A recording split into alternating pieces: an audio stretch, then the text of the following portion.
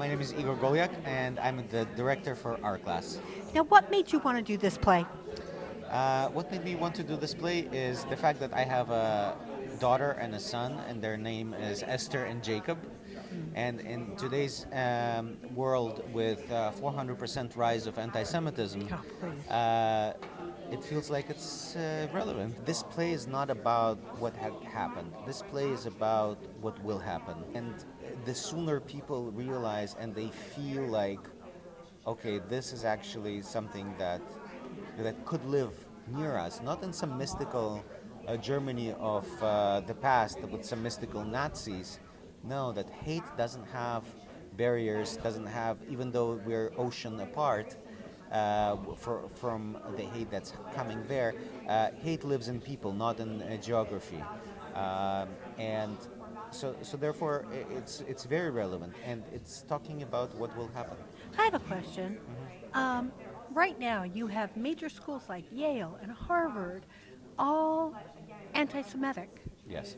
Did that happen in Nazi Germany as well? That the people that were smart and learned were the Absolutely. ones that were the most ignorant?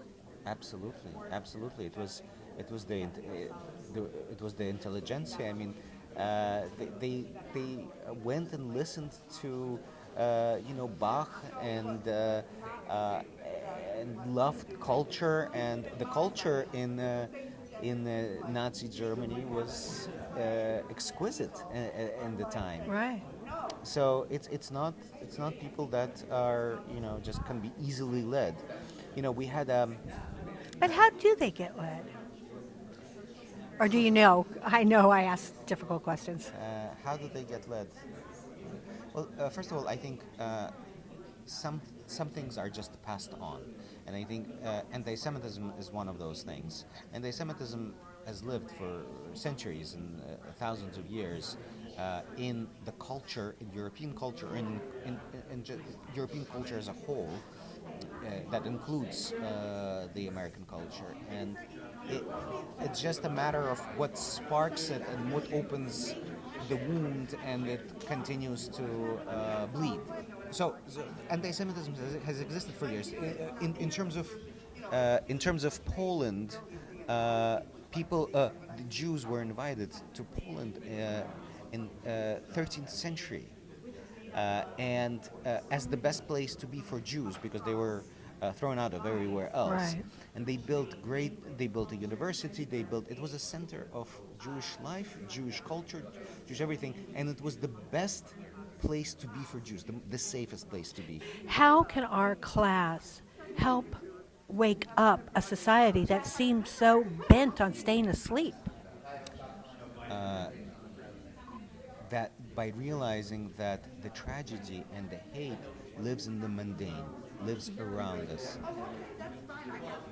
Realizing that going to Starbucks or anywhere here, anywhere around our normal life, monstrosity can exist. That it's not somewhere else. Alexander Silber is somebody that we always have known. She wowed audiences in Fiddler on the Roof, as well as other productions. And now she's in our class. Yes, I'm so excited. This is such a departure from what you normally do, actually. Yeah, I mean, it's interesting because my training and a lot of the things I've done regionally have been very dramatic plays. But yes, I think in New York, a lot of people know me from musical theater. Right. So this is really exciting to be able to do work like this in my hometown. Yeah, I also saw you in a musical at 59 East 59. That's right. Yeah. Einstein's Dreams. Yeah. Yeah. What brought you to this play? So speaking of Fiddler on the Roof, my mama, the actress who played Golda, the great Jessica Hecht, worked with our director Igor Golyak on Orchard at the Baryshnikov Arts Oh, Center yeah, I saw last that. season. And Igor asked her for some suggestions of people to read this play in the spring. And Jessica put us in touch, and that's how I've been attached to the project, is really just reading it in a circle with Igor and many people that are in the cast, and remaining attached since then. Was one of the easiest audition processes of my life. but it's turned out to be something I really feel passionately about, have a lot to speak about, and one of the great things about being an actor is always a lot to learn about, too. We didn't get to really see a lot of your characters, so can you tell Yeah. us a little bit about who you're playing? Absolutely. So I play Rachelka, and Rachelka is one of the Jewish girls, one of the Jewish students in the class. She is probably one of the wealthier students. Her father's a miller, and she's very, very smart. She wants to be a doctor. So she has great dreams and aspirations. And throughout the course of the play, the students, have little crushes on each other. They all have various relationships. One of the Polish boys is madly in love with Rachelka, but they can't be together for various reasons they don't totally understand. And on the horrible day that all of the Jews in the town are killed, this Polish boy saves Rachelka, and she's the only Jew that survives. And the only way that she's able to survive is by converting to Catholicism and marrying Vladek. And so she has a huge spiritual and literal transformation into the character of Mariana, who is Vladek's Catholic wife. And she has the privilege of outliving all of her classmates and living a long, full life. And one of the things that's so extraordinary about this is the question, surely it's better to have lived and survived. And I think one of the many things that this play puts forward but doesn't necessarily answer is it? Is it better to have lived? And Yeah, I'd have to be on the opposite. I'm very different than my friends. I'm Yeah. on the opposite of that. yeah. Yeah, no, Yeah. I don't think it's better to live if I have to live in that world. Well, it's. I think one of the things is that hopefully what this will put forward is that there is no clear-cut answer to that, No. and that we couldn't possibly know what it felt like to be alive.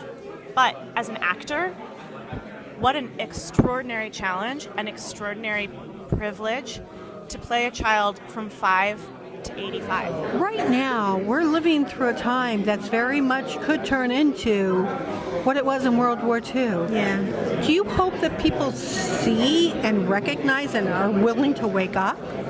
Yeah. Sometimes I think that plays about traumatic events, and as you've mentioned, I've done a lot of plays specifically about Jewish trauma, Yeah. but I think it's across the cultural trauma spectrum. We're presented with these plays, and the audience is in some ways a passive observer. What's really unique about this play is that it's told in direct address.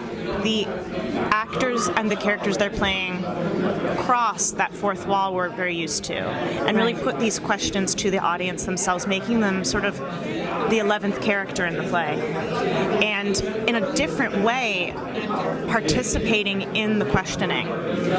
What I'll also say is I sometimes think that pieces about, again, societal traumatic events say, those people did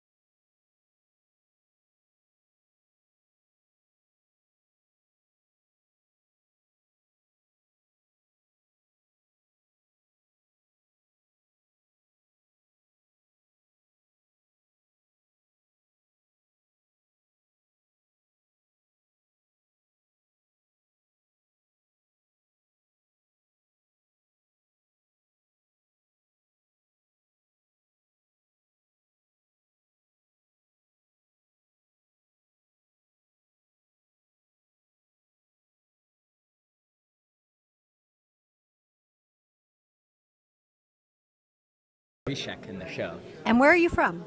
I was born in New York, and I grew up in Richfield, Connecticut, like an hour and a half from the city. Oh, so you're an American in this show. American in the show? Yeah. Yeah, so my dad's family is Cuban, and my mom's family is Ashkenazi Jewish. So Oh, wow. I was like, Mom, I finally get to be in a Jewish show. And then she was like, who are you playing? And I was like, well, the anti-Semitic Polish guy, but Oh, that's sad. yeah. Tell us a little bit about your role. Yeah, so Igor has described Rishek as sort of the captain of the football team, like the high school quarterback. He's like well-liked, charming, and he's passionately, madly in love with Dora, who's the shining star of their school, and the character goes through this journey of not getting what he wants after he starts out life really getting everything that he wants, and causes him to really direct a lot of built up feeling and anger and resentment towards some other characters in the show. In the show, at least the very first scene, it looks like you were the one that was not willing to put up with the communism and the stuff coming in. Yeah, and my next line in the next scene is like that I didn't want to be a hero. It just made me sick to see my fellow people be humiliated like that. So I think that, Rishik, like, he really feels things emotionally deeply, and they're very immediate, these things for him, and he's sort of less willing to, like, put up a good face when things are not going well. He's got this, like, revolutionary spirit that needs to come out. Yeah, your acting in that made me want to interview you. So. Oh, wonderful.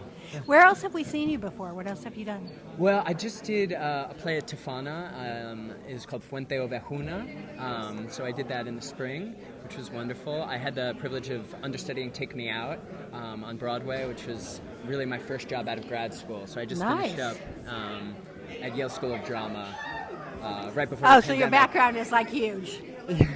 No, Yale, hey. Yeah. I mean, the wonderful thing about the training is, like, we learned how to work with all kinds of directors and processes, and Igor, just being from Eastern Europe, like, coming from a really different aesthetic and model of theater making, it's new, and I feel, like, ready and excited to, like, jump on board with him. What kind of roles would you like to take on? Oh, that's a good question. Well, I mean, the first thing that came to mind was just, like, Constantine and the Seagull, because we've been talking about that a lot. Yeah, I think right now I'm interested in these people that feel, like, very passionately, and then how sometimes that passion gets twisted and morphed. So, I would love to play Romeo, or people that are all filled with joy and love, and I've sometimes been cast that way, but I'm interested in the people that also have that dark undercurrent. And what would you like audiences to take away from this show? Well, I remember Anne Bogart saying something about the best kind of theater is when there's like 1,000 people in the audience and they all come away with 1,000 different points of view rather than one thing. So I think there's so much going on here, and the real thing for me is that everybody is a human being, that especially in this, like, current climate where, people in the press are quoted as saying, like, these people are animals or these people are less than human, that this play is about everyone being a human being with desire for, like, love and kindness and warmth in their life, and sometimes are compelled to do terrible things. Yeah, I have to admit, the people that cut off the babies' heads, yeah, I'm sorry, they're not human. And I will never see them as human. Yeah. Fair enough. Mainly because you can have a conflict or you can have an angst. Mm-hmm. Fine, kill them, get it over with. Right. But to torture them and to make them go through stuff, Right. that's... No, it's horrific. That's absolutely not... horrific. But yeah. thank you. Thank you so much. Thank you. Thank you. Just want to take a quick picture.